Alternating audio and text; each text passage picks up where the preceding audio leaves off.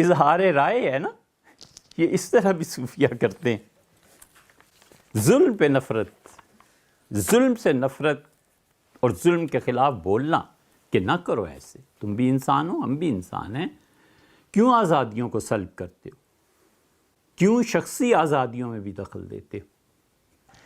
کہتے ہیں کہ یہ حدیث پہنچی محمد بن عبد الوہاب تک، تو محمد بن عبد الوہاب نے کہا ہم بھی اونٹنی پہ طواف کریں گے، حضور صلی اللہ علیہ وسلم نے کیا تھا۔ نبی کریم صلی اللہ علیہ وسلم کی اس حدیث کو سن کے ایسا حضرت نے لکھا انور شاہ صاحب رحمۃ اللہ علیہ نے فیض الباری میں، کہ اتنا کند ذہن آدمی تھا کہ یہ احساس نہیں کر سکا کہ حضور صلی اللہ علیہ وسلم کا طواف کرنا وہ ان کا معجزہ ان کی ساتھ مخصوص تھا۔ اونٹنی نے مطاف طواف کرنے کی جگہ کو گندا نہیں کیا، اور جب اس نے طواف شروع کیا تو باقی طواف والے پیچھے ہٹ گئے، اونٹنی نے سارا مطاف گندا کر دیا۔ تو اس لیے یہ جو لوگ ہوتے ہیں نا، یہ وارث ہوتے ہیں نبوت کے، اور یہ سمجھاتے ہیں کہ آپ اس کام کو کریں، اور دوسروں کو کہتے ہیں اس کام کو مت کریں، ایک اپنے درجے کو چھوڑے اور ایک اپنے درجے کو۔ یہ چوتھی قسم کے فقہا اور علماء جو ہوتے ہیں نا، یہ تطبیق دیتے رہتے ہیں، اس لیے سارے علوم کو پڑھتے ہیں۔ اب لوگوں کو تعجب ہوتا ہے کہ ایک آدمی ابن عربی کی بھی وکالت کرے اور ایک آدمی وہی شیخ الاسلام ابن تیمیہ رحمۃ اللہ کی بھی وکالت کرے۔ وہ اس کی وجہ یہ ہے کہ اس آدمی کا ذہن صاف ہوتا ہے، وہ ہر ایک چیز کو اس کے اصل پیرائی میں رکھ کر پھر سوچتا ہے کہ شیخ نے یوں کیوں کہا۔ اگر ذہن میں نفرت طاری ہوگی تو نفرت ہی سے سوچے گا کہ یہ ہو گیا اور یہ ہو گیا۔ مگر افسوس ہے کہ ایسے لوگوں کے حلقے قائم نہیں ہوتے، ایسے لوگوں کا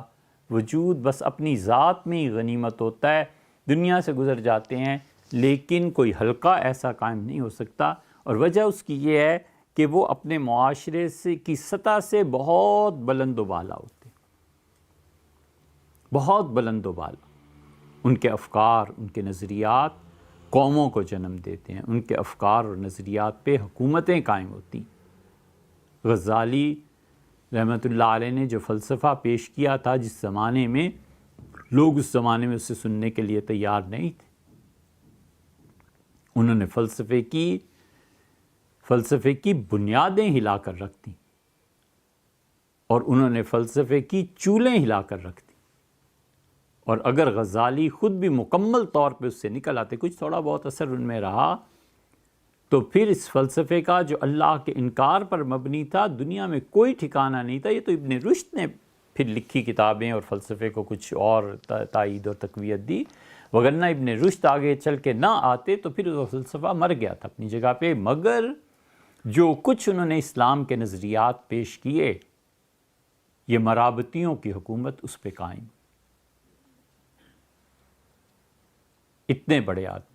ابن تیمیہ رحمۃ اللہ نے جو کچھ لکھا، بظاہر وہ اس حلقے میں نامقبول رہے، درے پڑے، کوڑے پڑے، جیل ہوئی، جیل ہی سے جنازہ نکلا،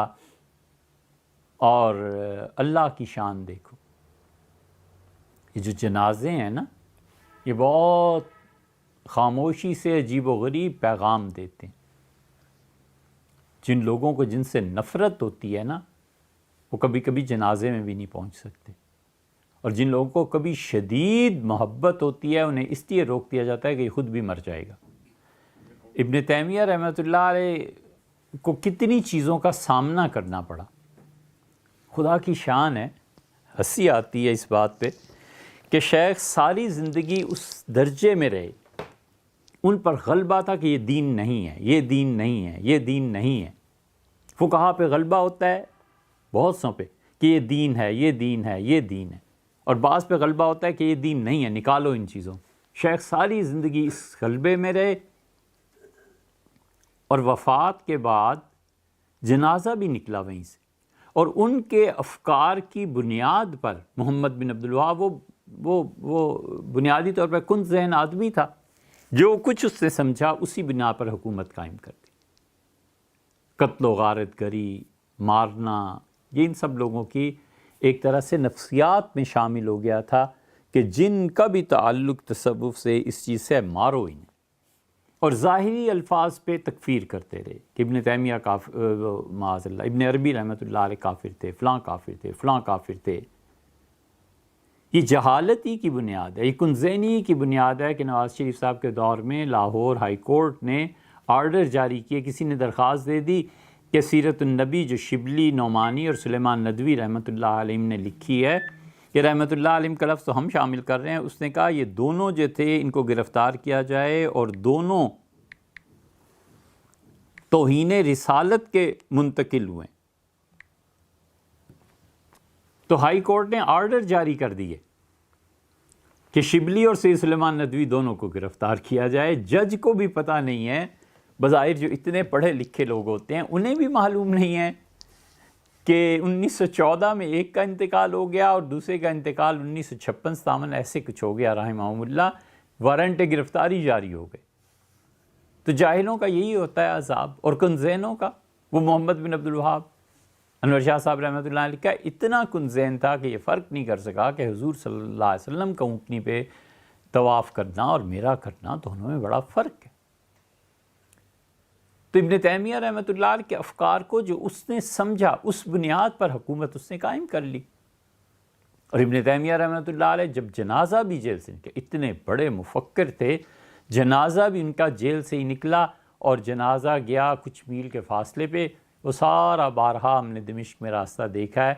اور سوچتے رہے کہ شیخ کتنے بڑے، سب سے زیادہ بڑے ناقد تصوف کے اور صوفیہ پہ تنقید شیخ نے کی، اور قبر کی جگہ ملی عین صوفیہ کے قبرستان میں، جہاں چاروں طرف صوفی صوفی،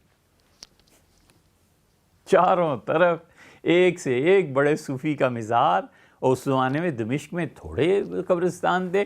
جگہ قبر کی وہیں ملی صوفیوں کے درمیان رحمہ اللہ۔ اللہ تعالیٰ نے وہاں بھی بھجوا دیا۔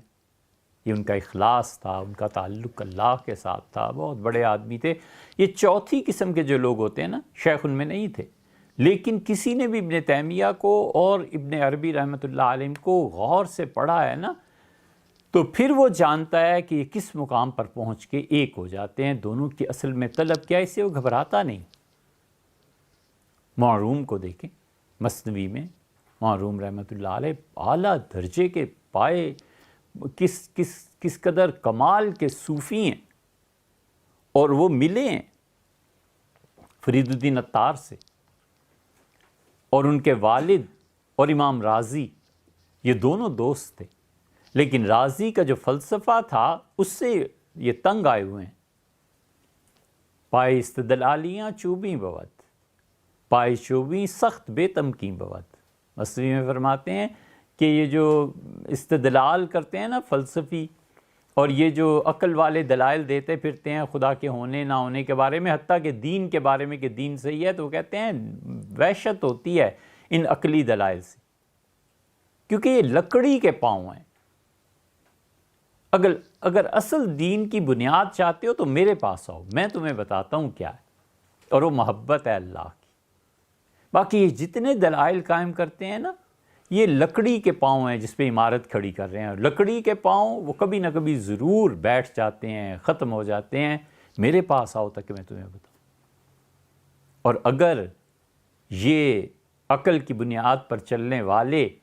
خدا کے دوست ہوتے اور خدا کے دین کو سمجھنے والے ہوتے، فخر رازی رازدار دی بدے، تو امام فخر الدین رازی جو ہیں تفسیر کبیر لکھنے والے، یہ بھی خدا کے دین کو جانتا ہوتا۔ سخت تنگ آئے ہوئے، وہ کہتے ہیں اس کو کیا پتہ ہے، ان کے والد کے دوست تھے،